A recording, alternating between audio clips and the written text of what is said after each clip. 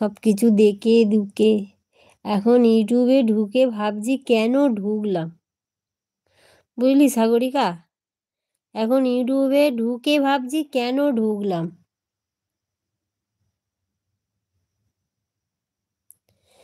দিল হুম হুম করে घबराए, घनश्याम श्याम ढले गड़ जाए, दिल के बूंद के पानी अपनी अखियों से झड़े, दिल हम करे